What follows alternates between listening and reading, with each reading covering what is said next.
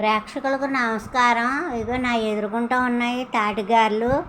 10 టెంకలు పేసుని తీసాను. పేసుల్లోని ఉప్మాను ఒక అర కేజీ కలిపాను. అదే పిండి, వరిపిండి, తౌడు పిండి కలిపాను. 400 గ్రాముల బెల్లం మిక్సీ పెట్టి కలిపి వేసాను. తాటిగారెలు చాలా రుచిగా ఉన్నాయి. ఇలా వేసుకోండి, చాలా బాగుంటాయి.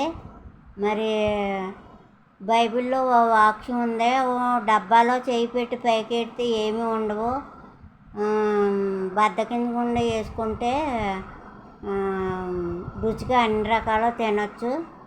మరి ఇది కష్టమైనా కానీ చేసుకుంటే చాలా టేస్ట్గా ఉంటాయి. ఇవి తాటిగారెలు చాలా బాగుంటాయి, చాలా బాగున్నాయి కూడాను.